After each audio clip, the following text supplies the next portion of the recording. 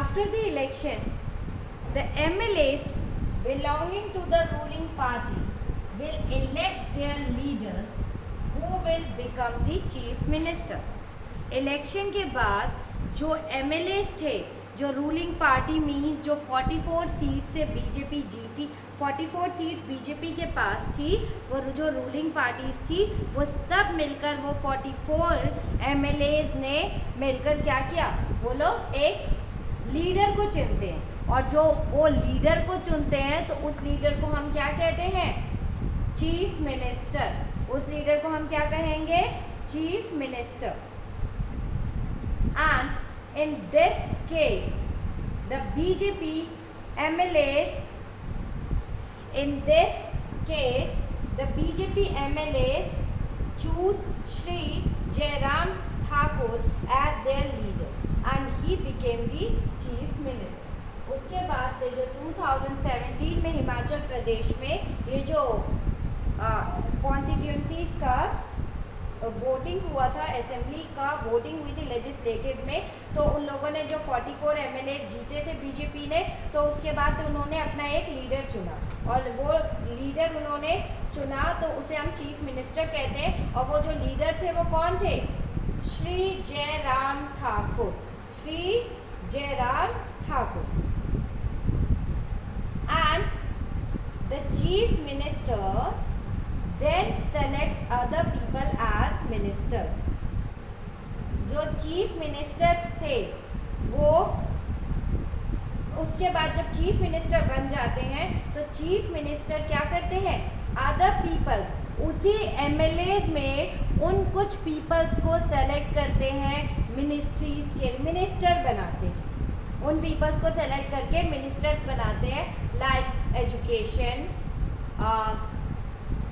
Education minister, या you can से head the defence education minister. और लखनऊ में और भी मिनिस्टर्स रहते हैं, उनको अलग अलग पार्ट का वर्क दिया जाता है।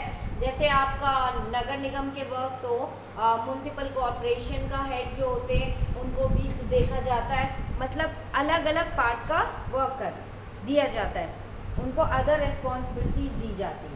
After the election it is the governor of the state who appoint the chief minister and other minister.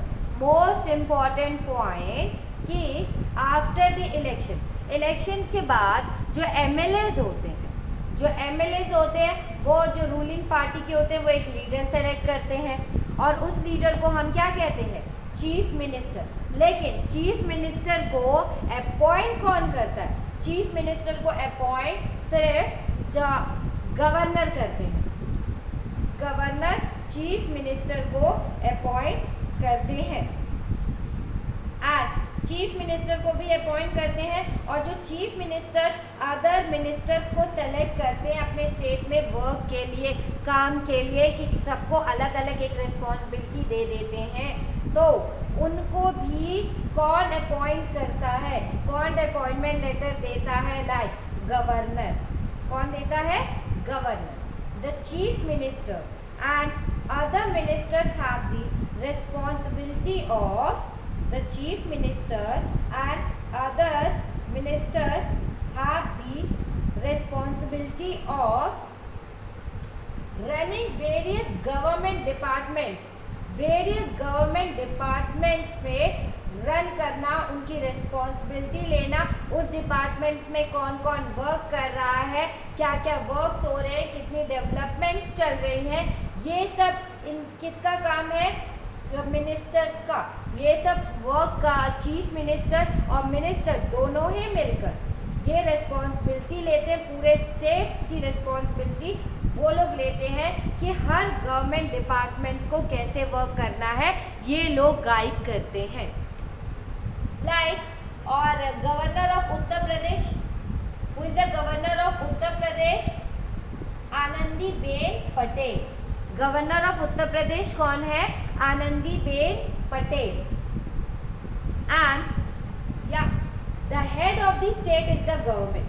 Most important point, the head of the state of the, जो हेड होता है state state का जो head है उसे हम governor कहते हैं। The head of the state, जो हेड होता है स्टेट का उसे हम गवर्नर कहते हैं। कौन होता है हेड स्टेट का? गवर्नर। एंड ही और शी इज अपॉइंटेड। गवर्नर कौन है? स्टेट का हेड होता है, स्टेट का मालिक होता है, यू कैन से। बट उसे अपॉइंट कौन करता है? स्टेट का अपॉइंट कौन करता है? Appointed by the central government. Appoint कौन करता है? Central government. To ensure that the state government works within the rules and regulations of the constitution. The name of the governor of your state. हमारे state के governor का नाम क्या है? हमारे स्टेट के आनंदीबेन पटेल। और जो आप गवर्नर है वो हेड ऑफ द स्टेट होते हैं। सेकेंड, शी और he is appointed by the central government. जो आप गवर्नर को अपॉइंट कौन करता है? सेंट्रल गवर्नमेंट अपॉइंट करती है। सेंट्रल गवर्नमेंट अपॉइंट करती है गवर्नर को। दैट इज सेंट्रल गवर्नमेंट या प्रेसिडेंट ऑफ इंडिया। और ये सेंट्रल गवर्नमेंट क्यों अपॉइंट करती है गवर्नमेंट को? इसलिए कि जो स्टेट गवर्नमेंट है वह with in the rules and regulations of the constitution, क्या वो अपने रूल्स एंड रेगुलेशन के अकॉर्डिंग या कॉन्स्टिट्यूशन के अकॉर्डिंग वर्क कर रही है या नहीं, इन सबको मॉनिटर करने के लिए उनके ऊपर एक हेड बना दिया गया है स्टेट के ऊपर, दैट्स कॉल्ड गवर्नर। गवर्नर इन सबको पूरी तरह से मॉनिटर करती है और गवर्नर ही अपॉइंट करती है मिनिस्टर और चीफ मिनिस्टर को। And who is the chief minister? CM of Uttar Pradesh. Who is the chief minister of Uttar प्रदेश? योगी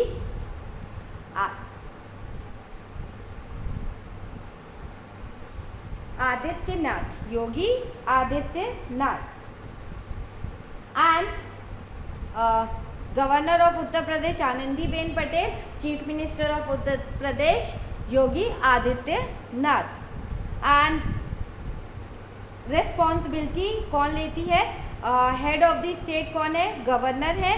और चीफ मिनिस्टर और other ministers have the responsibility of running various government department और minister.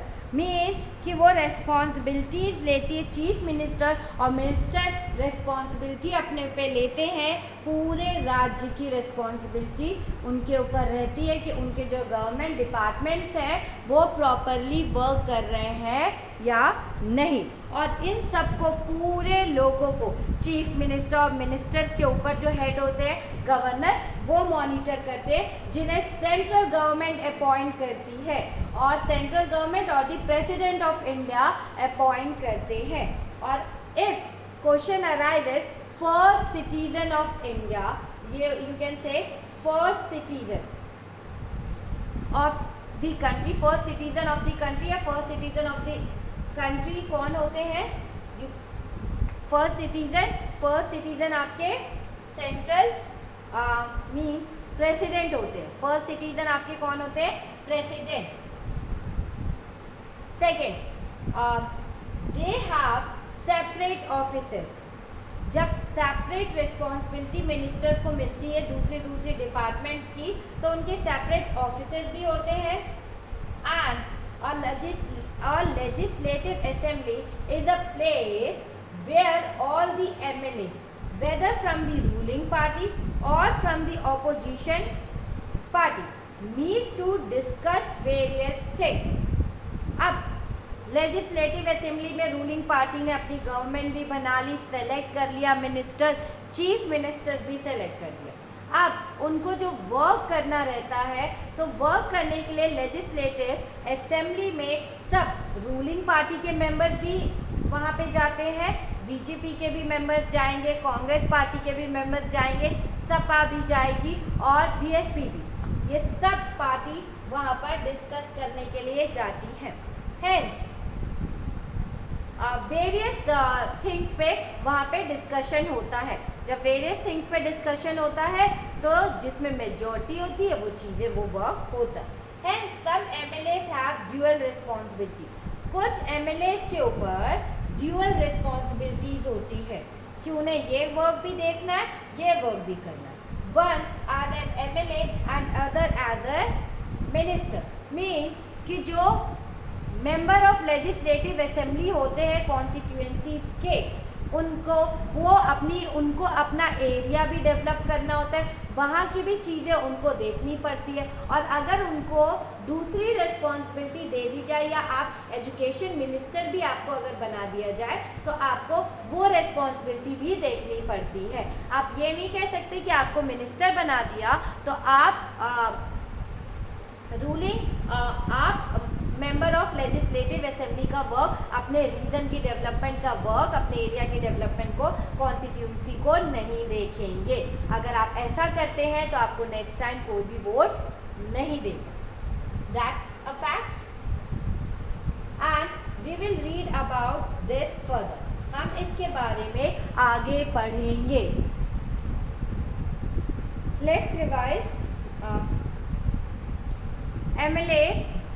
MLAs means members of the legislative assembly and they are elected by the people. They are elected by the people. Every state in India has a legislative assembly. Every state in India has a legislative assembly. Each state is divided into different areas or constituencies. जो each state है उन्हें divide किया गया है different areas में और constituencies में। Different areas and और कॉन्स्टिट्यूएंसीज में उन्हें डिवाइड कर दिया जाता है, क्योंकि जो एरिया होता है वो काफ़ी बड़े बड़े एरिया होते हैं, कोई एक नहीं देख पाता, उसको नहीं संभाल पाता। दैट्स इसीलिए उनको छोटे छोटे कॉन्स्टिट्यूएंसीज में डिवाइड कर दिया जाता है और वहीं पर वो लोग MLAs, तभी उस एरिया के MLAs अलग होते हैं, दूसरे एरिया के अलग अलग रहते हैं। या and third, from each constituencies में the people elect one representative. People एक रिप्रेजेंटेटिव को चुनता है and who then becomes a member of legislative assembly. Each constituency में जो peoples हैं they are elected by the people.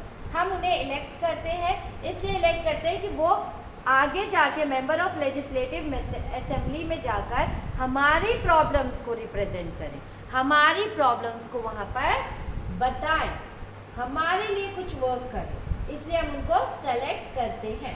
And these MLA belongs to different political party. ये जो MLAs होते हैं वो डिफरेंट पॉलिटिकल पार्टीज के हो सकते हैं। ऐसा नहीं है कि वो सिर्फ बीजेपी के हो, वो सिर्फ कांग्रेस के हो, वो सिर्फ सपा के हो या वो सब सिर्फ बीएसपी के हो। ये ऐसा नहीं होता, सब अलग अलग पार्टीज के होते हैं। लेकिन अगर एक ही पार्टी ज़्यादा जीतती, हर कॉन्स्टिट्यूएंसी से 68 कॉन्स्टिट्यूएंसीज में अगर ज़्यादा जीतती है, एक ही पार्टी के मेंबर अगर ज़्यादा जीतेंगे तो क्या होगा, इस कॉन्स्टिट्यूएंसी में भी ने भी बीजेपी में जीता, उस कॉन्स्टिट्यूएंसी में भी बीजेपी, मतलब हर जगह सपा ही जीत रही है। मान के चलिए, you can take example of Sapa की सपा हर कॉन्स्टिट्यूएंसीज में जीत रही है, तो वो आगे चल के क्या करेगी, अपनी गवर्नमेंट मेंटेन करेगी। और जो मेंबर्स ऑफ लेजिस्लेटिव असेंबली अगर उनके मेंबर ज़्यादा हो गए तो फिर वो अपनी गवर्नमेंट बनाएगी और उसके बाद से वो चीफ मिनिस्टर इलेक्ट करेंगे। चीफ मिनिस्टर इलेक्ट करने के बाद जो गवर्नर है वो चीफ मिनिस्टर को अपॉइंट करेगा और जो चीफ मिनिस्टर है वो अदर डिपार्टमेंट्स के लिए अपनी ही पार्टी के जो MLAs हैं उन्हीं में से कोई हेड चुनेगा, लेकिन और उनको वो ड्यूअल रिस्पॉन्सिबिलिटी देता है। कई बार ड्यूअल रिस्पॉन्सिबिलिटी होती है, नहीं तो कई बार वो मिनिस्टर्स ऐसे ही सेलेक्ट करता है। लेकिन जो ड्यूअल रिस्पॉन्सिबिलिटी MLAs की होती है तो उन्हें वहाँ पे वो एक तरह से members of legislative assembly elected by the people, तो उनको वहाँ की भी प्रॉब्लम सुननी है और जिस डिपार्टमेंट में उनको हेड बनाया गया और वहाँ की भी उनको प्रॉब्लम्स देखनी रहती है। And the political party whose MLAs have won more than half the number of constituency. Half the number of constituencies आपको जीतना रहता है. मीन अगर 50 है तो 50 में से 25 और उससे ज़्यादा मीन्स 26-27 सीट्स आपके पास होनी चाहिए. तभी आप उस राज्य पे तभी आप अपनी मेजॉरिटी शो कर पाएंगे. तभी आप अपनी क्या शो कर पाएंगे? Majority. And the political party that has the majority, जो पॉलिटिकल पार्टी है जिनके पास मेजॉरिटी है हम उसे क्या कहते हैं? Ruling party. और जिनके पास मेजॉरिटी नहीं होती है उन्हें हम क्या कहते हैं? Opposition party. After the elections के बाद the MLAs belonging to the ruling party will elect their leader who will become the chief minister. जो MLAs होते हैं वो रूलिंग पार्टी के जो MLAs होते हैं जिसने सबसे ज़्यादा कॉन्स्टिट्यूएंसी जीता रहता है वो अपने लीडर को सेलेक्ट करते हैं. और उनका लीडर कौन होता है? और बाद में जो लीडर है वो कहलाता है चीफ मिनिस्टर. और जो चीफ मिनिस्टर्स होते हैं वो सेलेक्ट करते हैं मिनिस्टर्स को. और इनको अपॉइंट कौन करता है? गवर्नर. और गवर्नर कौन होता है? हेड ऑफ द स्टेट होता है गवर्नर. और गवर्नर जो होता है उसे अपॉइंट कौन करता है? सेंट्रल गवर्नमेंट या president of India. The president of India appoint करती है.